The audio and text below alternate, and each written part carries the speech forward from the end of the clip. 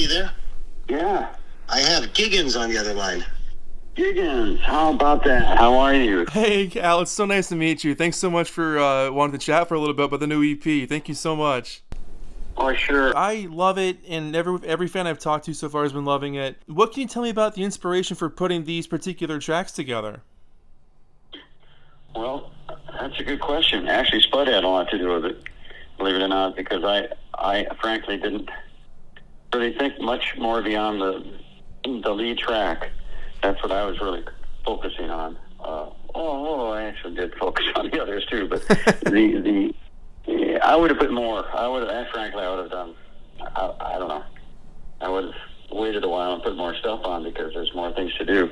But the pretty much the order of it and the content.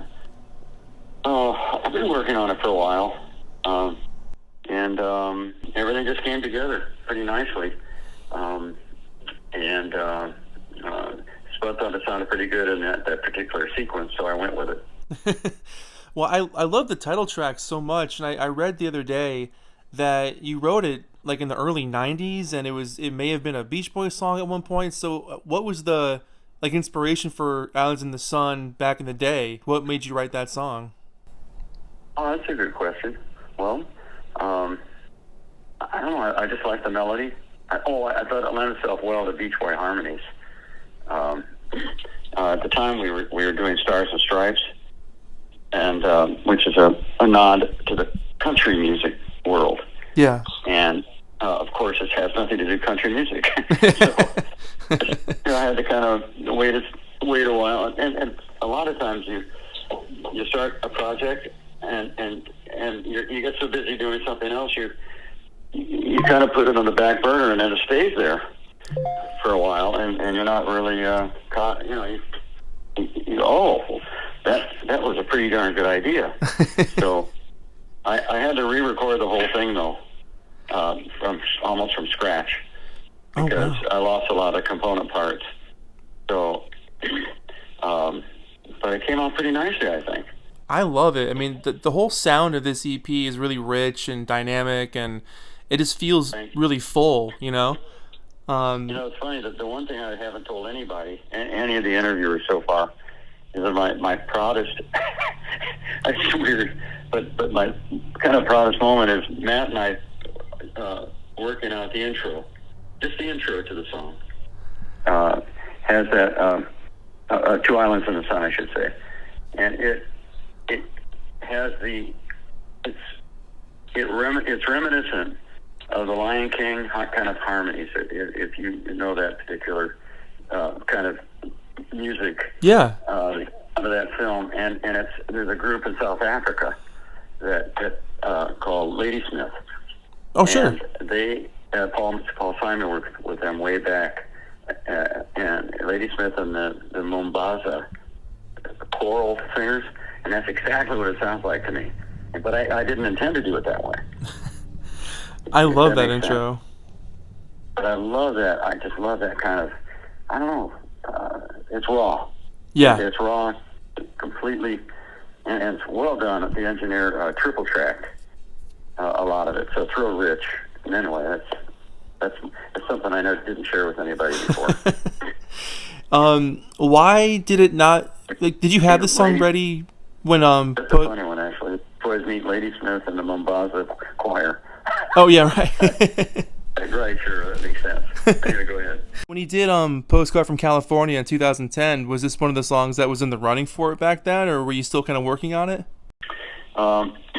It was on the shelf, and I originally intended it for as a folk song, because it's derivative of an old song called All My Sorrows. Oh, yeah. But, it's so beautiful, but it just didn't gel at that time. Yeah. And I'd asked Neil, I still had it on my mind at the time I was doing Postcard, yeah.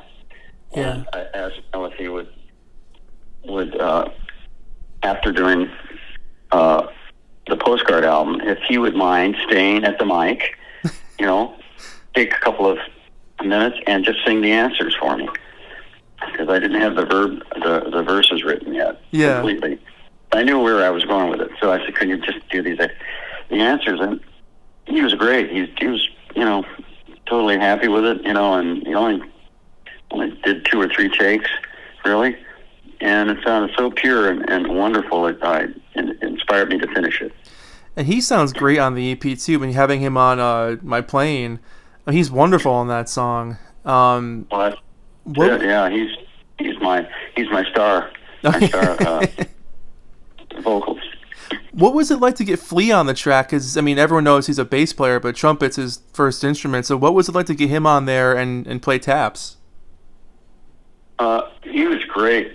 He brought all his equipment with him. He said I can sing, I can play bass, and I can play the trumpet. 3 other things. Triple threat. And of all things, he was... he reminds me of Wynton Marsalis. Oh, cool. With quality of his horn, of his, intonation. Yeah. And it's just, when you hear it, it's just so pure. The tone was so pure. I had him on other sections too, but it did seem to fit the outro perfectly. It's a wonderful outro. We'll just wait and we'll hear it. You almost want to just start on the next song, but then there it is. It's so subtle.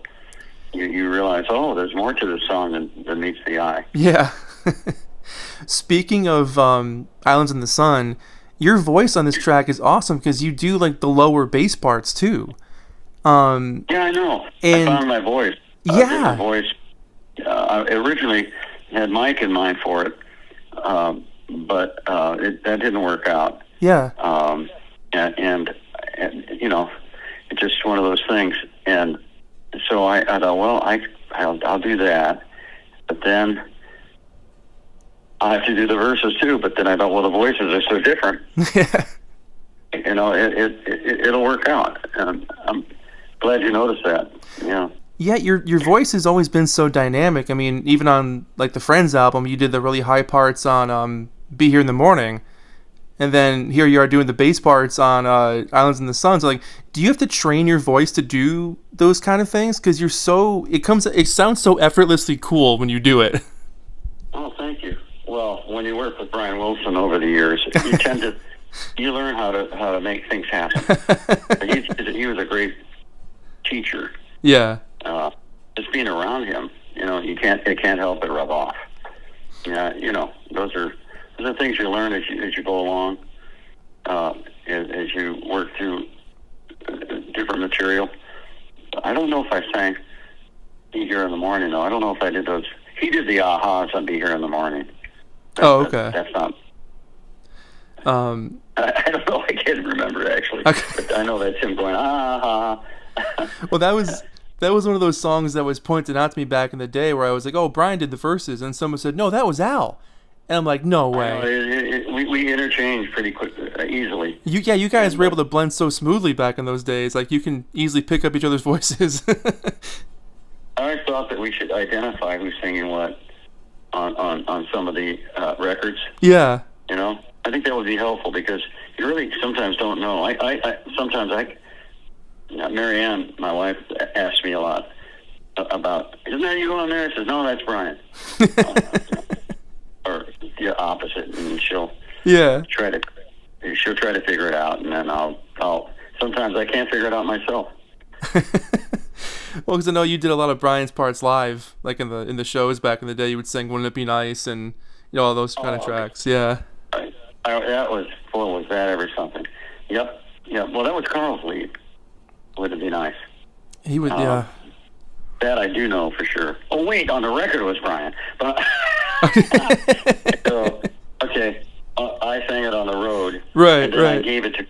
I finally wore my voice out. Really? It's so hard. Well, yeah, it got to the point where it was just taxing me every night. Yeah. That's a big deal. And so Carl reluctantly took over for me. It's a tough one. I can't do it. Yeah.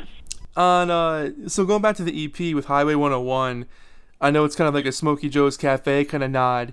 What inspired you to kind of take a different approach to it? Because I love how rocking this one feels, and the sax solo was fun. What was it like putting this one together? Yeah, that's a great bluesy guitar that my next door neighbor, his name is Mike Lent, and musical director for Barry Manilow. Oh wow. He is the guy playing that guitar, and he doesn't get a chance to play that way with Barry Manilow.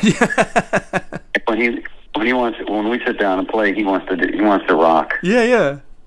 And boy, does he's such a great player. So I give it all to him.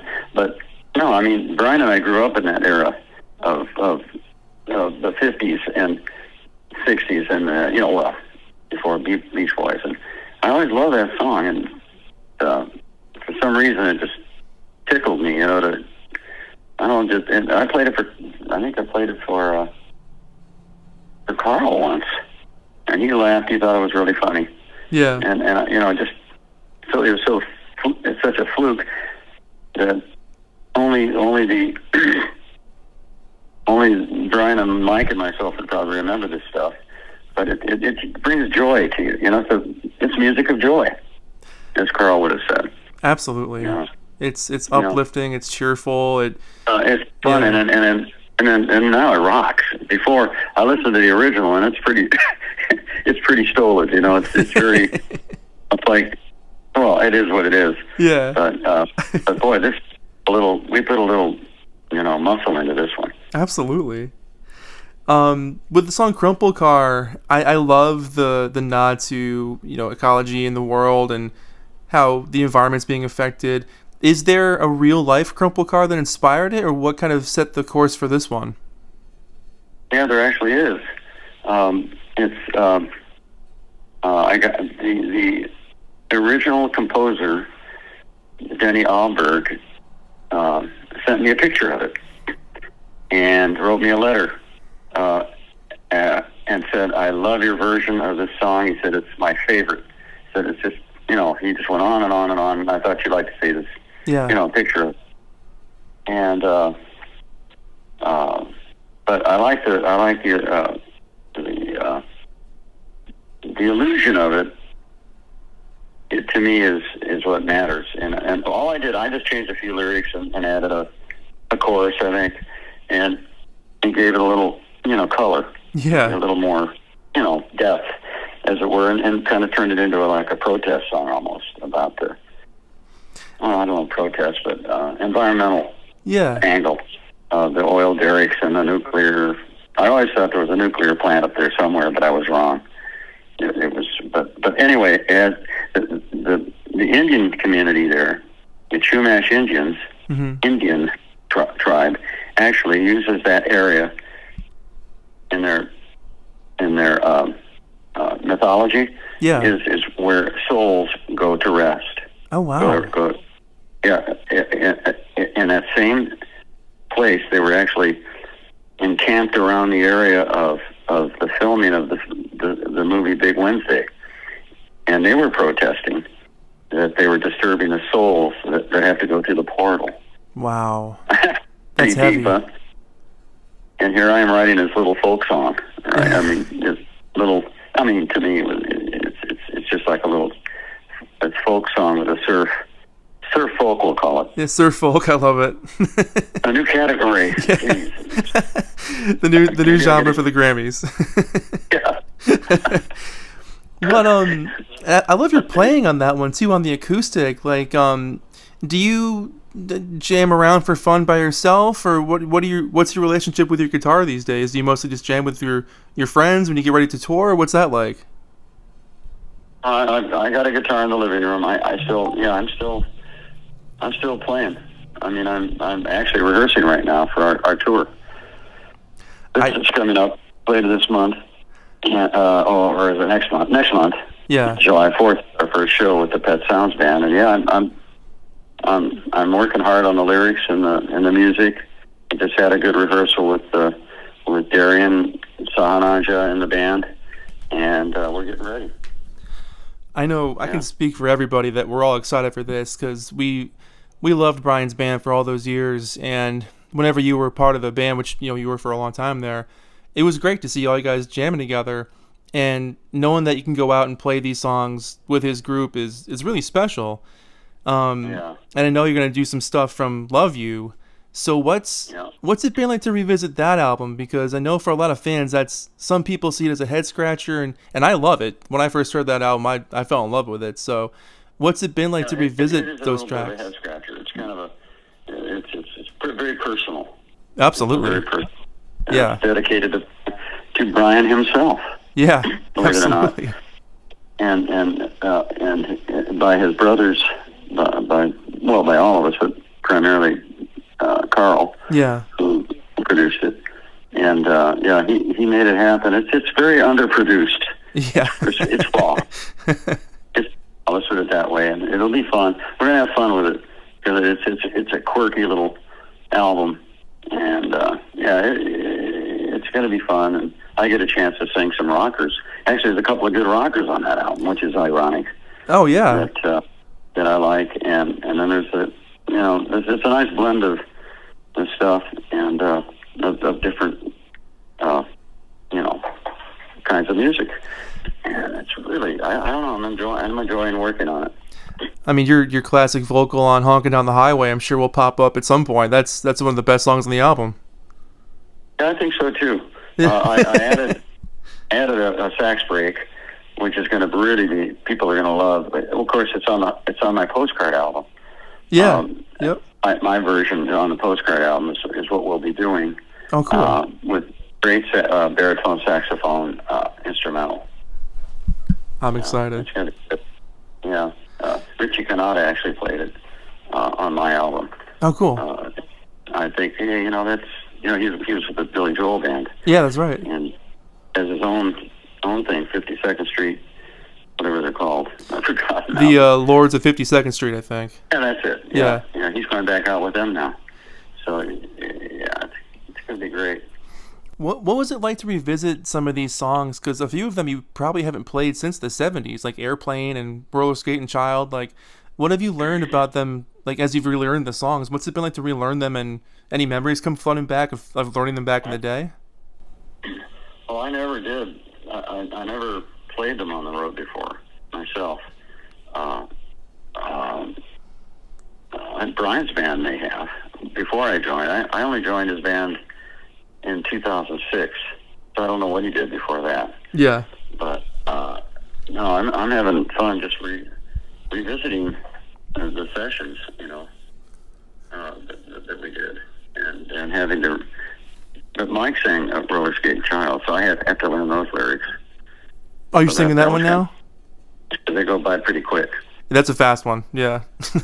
Yeah, it's great. It's very happy. I like the uplifting stuff. Oh yeah. That's going to be great. Those two, and then we'll go into, we'll do an in-depth interview the next time around when it comes out. Yeah, that sounds good.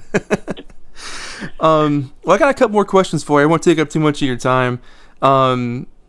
What's it been like to be with Brian's band again? Because you guys haven't played in a while. What's it been like to reconnect with everybody?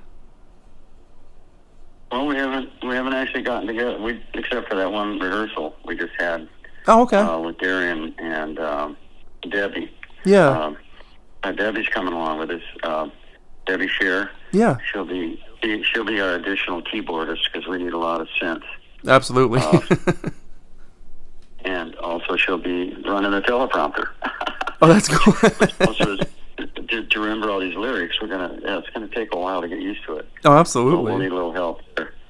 And no, it's gonna be great. Yeah, I'm just looking forward to it. Yeah. And having some fun. Because those guys are really great, and with these. With the cancellation of the 22 tour, we were planning to go out in 20, but it fell through. Or was it 23? Let me think. I forget which year now. Yeah. But it's. I think a lot of people were disappointed, that we couldn't come out that year because of the COVID thing. Yeah, true. And Brian wasn't feeling well, so that's the challenge. Is we have to be as good as we were then without Brian. See, Yeah. that's the key. So this is kind of like, this will be like a pretest for us. Yeah. Get together and I hope he comes to rehearsal. I think, I'm going to ask him to come to the rehearsals too. That'll help. Oh, that'd be cool if he was there. Absolutely. Yeah. Oh yeah. Yeah. Do you see him much or chat with him much? Yeah, I saw him a couple of weeks ago. Oh, that's good. Awesome. Okay. Yeah, a nice day together. Aw. And he's doing great. Good. I know everybody's rooting for him. Yeah. Yep. Yeah. Well, no kidding. He's an original. That's for sure. Like that. He invented a whole new form of music. When you think about it. Absolutely. Yeah. He envisions things that we can't even imagine. I know he sees things that will. Then we have to produce it, which is the fun part. Yeah, you got to reproduce. Yeah, right. The hard part in this case. But boy, it's just amazing. The deep cuts are going to be fun. I'm looking forward to that. Oh, for sure. There's one song that the coming up in the box set. I'm not supposed to talk about the box set too much right now. Yeah. But I can tell you, there's one on there that we tried out at rehearsal just for fun, and it's an old blues song called "Shake, Rattle, and Roll." Oh, cool. And I hadn't even heard it. I had not heard it since we did it, and Spud pulls it off the friggin' air. I'm off the air, you know what I mean, offline. Yeah. On a YouTube. Oh, He got it on YouTube. of course. Sitting there for 50 years? I don't know. There it is. I'm going, holy criminy. So we worked out a little arrangement on that. It sounded so good. Yeah. We might end up doing some crazy thing like that no one's ever heard before. Oh, we would eat that up. Unless YouTube, of course. But onto YouTube. So, but yeah, I love that tune. I used to love Bill Haley's songs. Oh, he was the best. So that was one that didn't make. What do you call it? The adult adult child.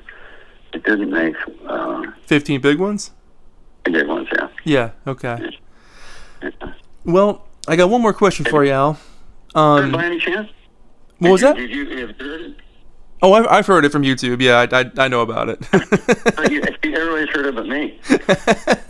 I'm one of those nerds that's heard almost everything you guys have done. So I'm that guy. But we have additional background parts. Ooh. That you haven't. Well, never mind. That's a whole other story. Okay. We'll do for the next. That's next time. It's a raw version. Okay. That's so cool.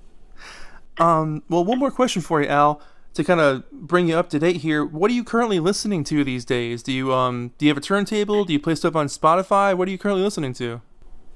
I have vinyl. I finally got my vinyl collection working. Oh, nice. And I listen to. You're gonna laugh. Gilbert and Sullivan. Oh, sure. Yeah. Some good 19th century music. I swear to God, my dad used to listen to it all the time. He'd come home from school or whatever. He'd have that stuff on the turntable, and it gave me a real lift. I was really, it just felt good to hear some great singing. These operettas, with full on, choirs and crazy stories. I mean, the lyrics you can't understand, of course, right? They go quick, but just beautiful stuff. Yeah, and I'm listening to vintage stuff. Like I love Linda Ronstadt. Oh, she's great. Yeah. God, wow. Amazing. Things voice. like that. My wife has a collection of LPs, so I listen to some of her stuff. Yeah. And that's one of them is one of her great albums.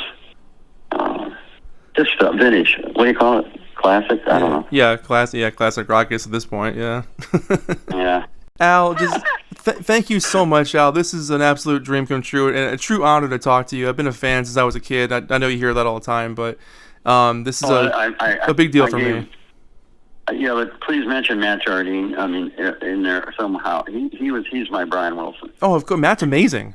Incredible. Yeah, he's the one singing the hard parts, the good, solid parts on the CP, so I give him all the credit. He's amazing. I saw you guys do, you guys played Ridgefield, Connecticut a couple summers ago, and Matt did Surf's Up, and I just sat there with my jaw on the floor. It was unbelievable. I know, it's ridiculous. Yeah. And, wait till you hear him do. Okay, one more, and then we're gone. Okay. The tour. MIU. She's got rhythm. Oh my gosh, that's cool. I would come to the show just to hear that. Oh, I'm there. Sign me up. You're gonna blow your mind. I'm ready. Well, all right. Thank you so much, Al. It's been an honor. Thank you so much. You're welcome. Thank you, Can you sir. pronounce your name again? Giggens. Giggens? Yeah. His name's Giggens. Yes. Nice meeting you, sir. Take care.